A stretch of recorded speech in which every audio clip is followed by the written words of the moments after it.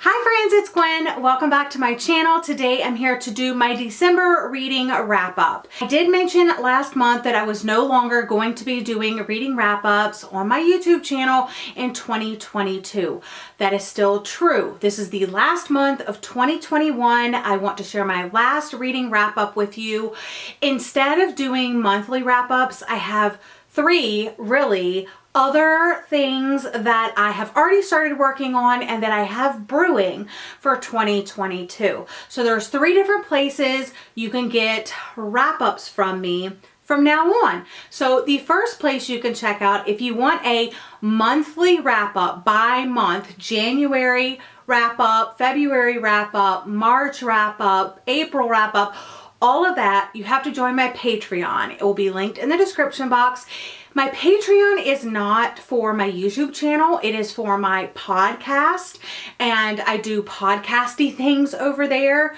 But one of the things I am doing is offering a bonus monthly episode, and my bonus monthly episode is my monthly reading wrap-up. So I'm just transferring this information over there, but there's no video attached to it. It's just a podcast episode. If you are interested in joining my Patreon, like I said, I will have it linked down in the description box. It's $5 a month to join, and you can still get monthly wrap-ups from me. I've also decided to do seasonal wrap-ups, which will happen here on this channel, on my YouTube channel. It's going to happen 4 times a year each season. So I'm going to do December, January, February. So at the end of February, you will get a wrap-up of my winter favorites.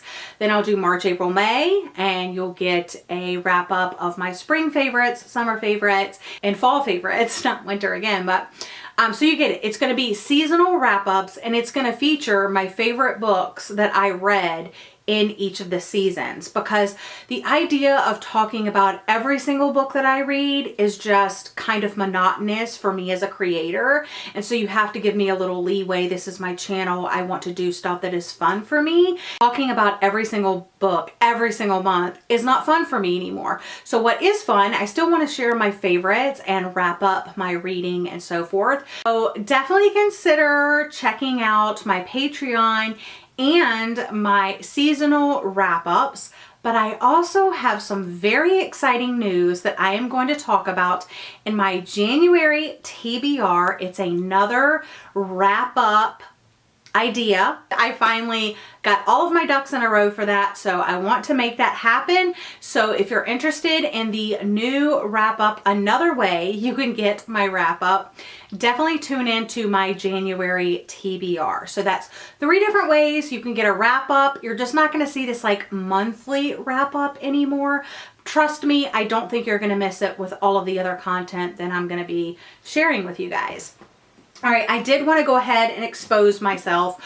I made a end of the year TBR and I was unable to get to either of these books. The Final Revival of Opal and Nev and An Island Christmas by Jenny Colgan. So now to the books I tried to actually do. I DNF'd 2 of them. These were 2 from my end of the year TBR. I DNF'd these after I shared my DNFs. So I'll actually, when I do my DNFs for next year, I'll share these in there and share more information. But All Girls by Emily Layden, I made it 140 pages into this and decided to DNF it. I think, yeah, I was somewhere around here and decided to DNF it because it was very character driven. And then this one, I made it like 40 some pages in and decided to DNF this just because it wasn't getting anywhere. It was very slow paced and all of that. But I do shelve my DNFs. So if you're ever interested in like, why did you DNF a book? Definitely check out my Goodreads, check out my story graph. All of that information is linked down below.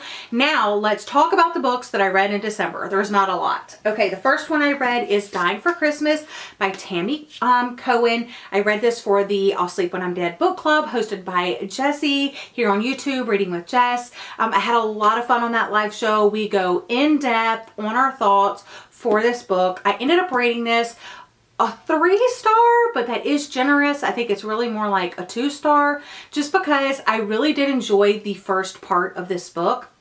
I thought it was super dark, super page turning, super thrilling, and then you get to the second part and the whole story kind of changes.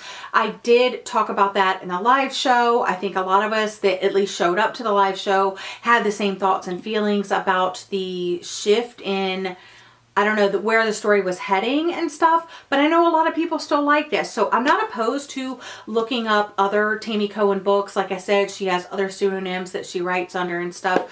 But overall, loved the first part, hated the second part. So I was kind of disappointed overall. I buddy read From Lukoff with Love by Mariana Zapata with Sarah from Sarah's Shelves. We talked about this like in the summer. I think that we wanted to buddy read this book together. We finally got around to it this month, and I overall enjoyed the experience of being able to buddy read it with a friend, talk to her about it, share her thoughts. I love having discussions about books. Overall, I did go into depth about my thoughts in like one of my like December A Day in My Life vlogs and stuff like that. It just had like too many elements that were like questionable to me. I ended up rating it like 3.5 stars. Overall, it was enjoyable, but it was just like those other things that like stood out to me, like the body shaming, the body weight, the body image, like all of that talk, like even the main character, Jasmine, her family, Lukoff, they were all talking about her body. And while like I understand because they're talking about pair skatings, and I understand you need to be like super in shape and thin and you can jump higher and you know you're being handled by a partner, so like I get it. There were just some other things about the use of the word no and what that means. It wasn't like sexually or anything, but there were several times where Jasmine would tell Lukoff no, and he would kind of like do things anyway. For example, she would fall on the ice and he would reach down to pick her up and she'd be like, no, I've got it. And he would still help her up. One time she got sick and he wanted to take her out to cheer her up. And she said, I'm not feeling up to it. I don't want to go. And he's like, no, you're coming with me. Like those type of things, even though they're not like, I don't know, drastic, like she didn't get hurt from him helping her up. She didn't get hurt from going out because she did have a good time and stuff. She still said no, so he still shouldn't have done it. He should have taken a step back and given her her space. So that kind of really bothered me. Like I said, just the overall body talk and stuff like that. And then I didn't understand why she didn't like him. It never made sense to me. And then I really wanted to see more of the competition at the end, since that's what the whole book was about, them training for this competition. It could have had like an extra chapter, and I mean, it's already thick and chunky as it is. So yeah, definitely had its problems, but overall I enjoyed the experience. And I read Christmas Shopaholic, and I really did like this one too. I rated this a 4 stars. This is like a quirky character though. I've never read any of the other books in the Shopaholic series. This is book number 9. And I don't know if I'm gonna like rush out and get any of the Shopaholic books. Probably not. But once I start buying books again, I'll check out like the book exchange and thrift stores and stuff like that. But this was just like a great holiday story. The main character is tasked with hosting Christmas for her family this year because her sister and her sister's husband are moving back from Chile, and they're moving into their parents' house, and then the parents are moving to this place called Shoreditch. And so they say, hey, you don't mind hosting Christmas? And she's like, sure. Well, she's just trying to make it like the best Christmas ever, have everything be perfect for everybody, and the guest list keeps increasing and other antics ensue. I really enjoyed this. It was a great holiday read. All right, then I picked up 8 Perfect Hours by Leah Lewis. I was a little scared about this one going in because I wasn't hearing the best of things, but I really liked this. I think the reason why I liked it more than other people is I knew going in that it wasn't a holiday romance, that it was more like it starts like maybe in a snowstorm, but the time of year has nothing to do with the actual story. So I do think that it was a little bit mismarketed here with the cover and the synopsis and stuff like that, and just the time of year that it was released. But this is basically just like the story of this woman and this guy meeting in this blizzard, and then they kind of keep bumping into each other over the course of like a year or something like that. And but she's also dealing with like a lot of grief, and her best friend died, and there's also like, that's like where the blizzard came in. Like she was going to this reunion of sorts. They were pulling out this time capsule that I guess her class did and stuff, and I don't know, it's just, it's really, really sad. So it does have like a lot of sadness in there, but it was also just hopeful because of like her continually running into this guy and her being really like attracted to him. And it did feel like a little bit of a slow burn. Like even though it is a short book, for what it is, there's not a lot of romance in it per se.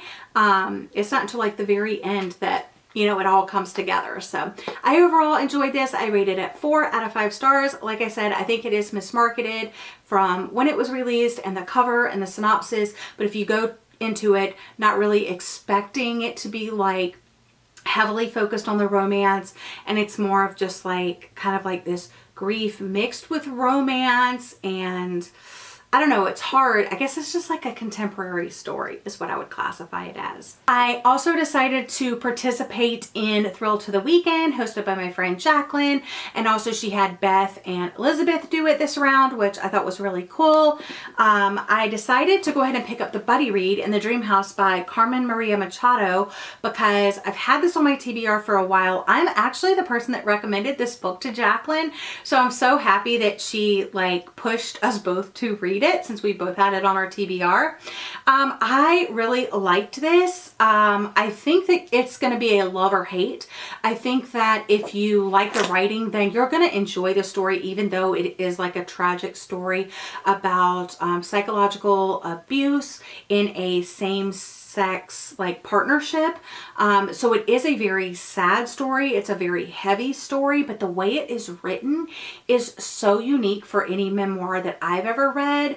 It has like Dream House as cautionary tale, Dream House as rapture. So each little part of these stories that she wants to tell us are like these little mini stories of their own.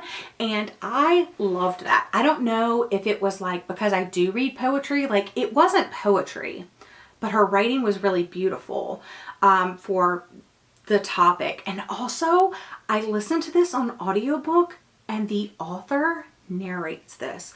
Like, I don't know if I could tell this story and then narrate it, like having to relive that again. But I mean, so she had to live through it, then she had to write about it, and then she did the audiobook. I'm like, that's so brave. So it's a very sad story, but her writing and just like how smart this story came across reminded me a lot of Roxane Gay's writing, and I love Roxane Gay.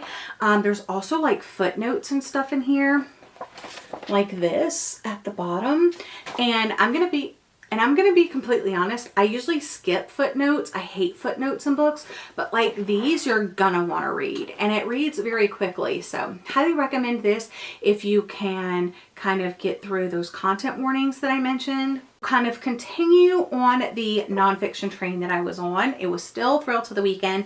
I picked up Troublemaker, Surviving Hollywood and Scientology by Leah Remini, and I enjoyed this. I watched the A&A special back in like, was it like 2016 or something like that, with Leah Remini, and I don't think you need to do both. I don't think you need to watch that special and read the book. I mean, I did because I'm a huge fan of Leah Remini, but the A&E special is almost a little bit better because like she's an actress, so you get to see her in person, and just like she has a very like, I don't know, like way about her. And I mean, I've been a fan of hers for like more than 20 years. So like I loved and I was so engrossed in that documentary, and that's what like got me interested in learning and reading and like, I don't know, discovering things about Scientology because it's so fascinating to me.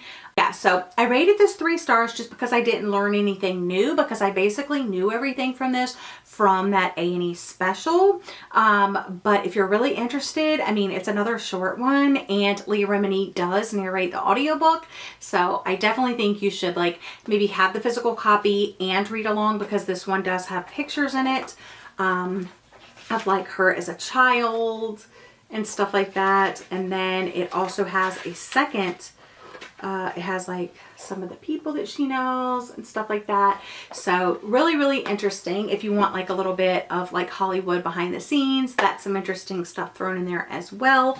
And then I dove back into my TBR and picked up A Magical New York Christmas by Anita Hughes. I rated this one 3 stars. I did think it was a good, not holiday romance per se, but a good just romance. But again, this felt more contemporary than romance to me, because there's kind of not timelines, but there's two kind of subplots going along at the same time. So you have this woman named Sabrina Post, and she is going to be ghostwriting Grayson Prescott's memoir.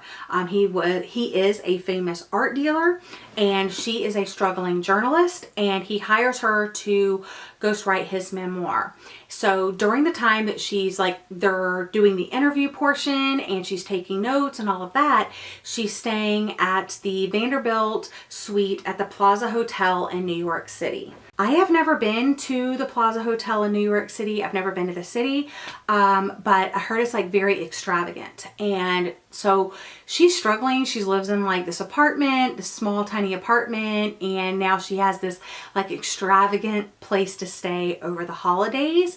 So she's staying there. She's doing the ghostwriting thing with him. On her first night staying at the Plaza, she goes down to the bar to get something to eat or drink or something like that, and she runs into this guy named Ian Westing, and so they meet, and he immediately assumes, like, he doesn't know she's a ghostwriter, obviously. So he assumes she's just like another rich guest staying at the Plaza. And then the next morning she overhears him on the phone, and she assumes that he's part of British royalty because of this conversation that he has. So they each make assumptions about each other, and the story just goes from there. So you have that plot line, you have the ghostwriting plot line, and they kind of like merge and go together.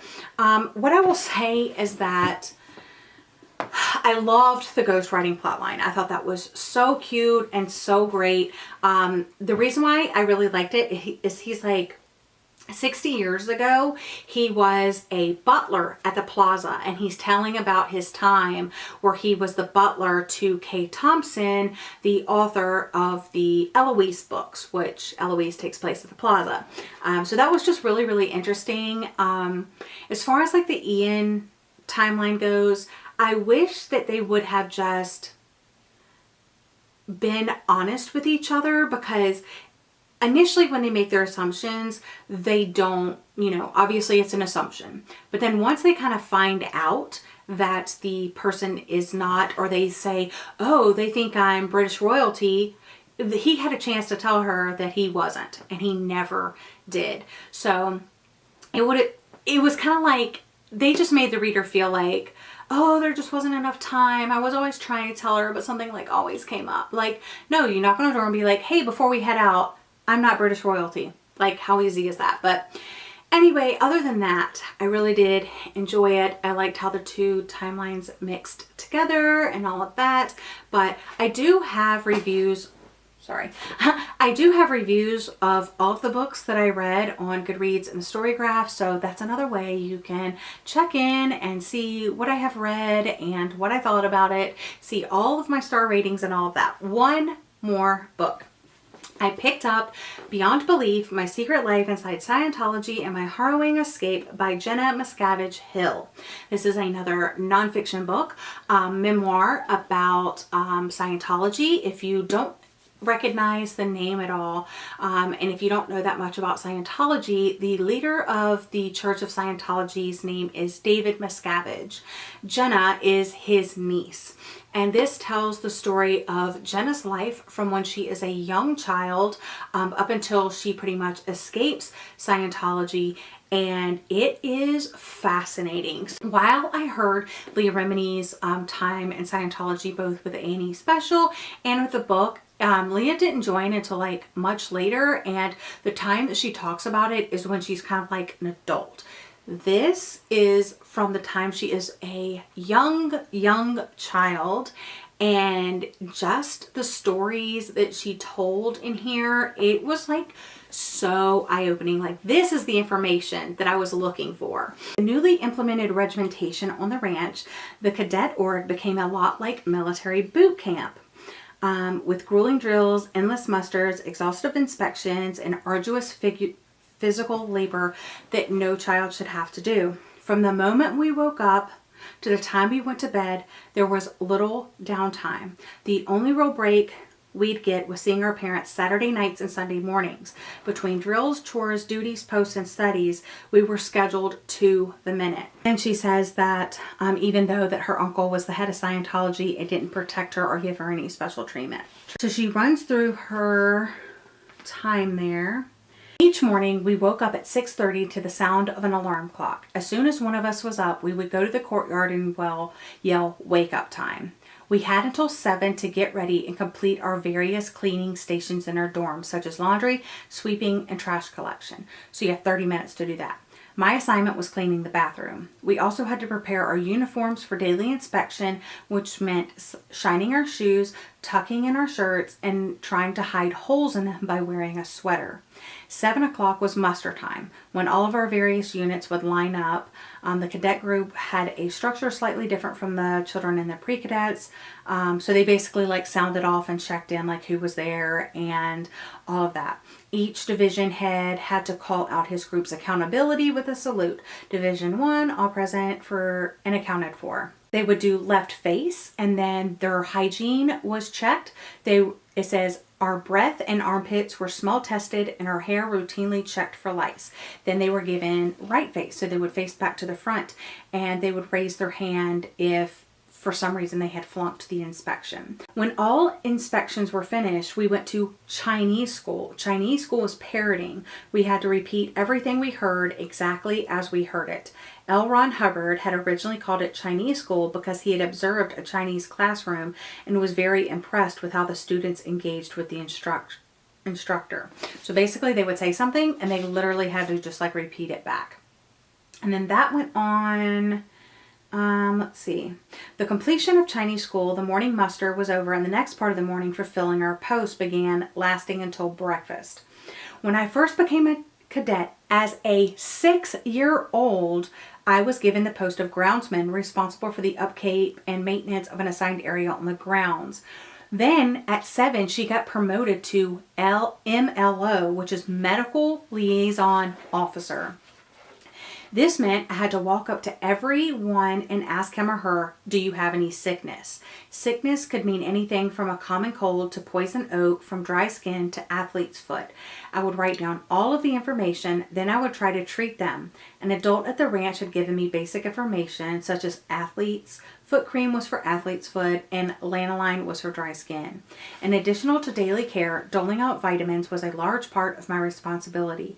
It was my job to make individual vitamin packets for all of the kids.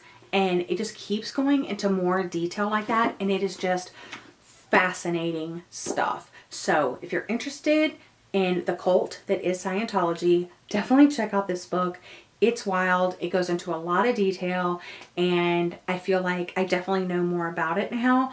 I feel like this is like the more to read if you are interested in Scientology. I rated this one 4 out of 5 stars, and that concludes the books that I read in December. So to recap, this is my last normal traditional monthly wrap up. Check me out on Patreon, check out my seasonal wrap ups, and then tune in to my January TBR video where I will share another exciting thing coming for 2022 that has to deal with like monthly wrap ups. Okay, that's all for today's video. Thank you for joining me. I hope you're all having a lovely day or night, and I'll see you guys again in another video very soon.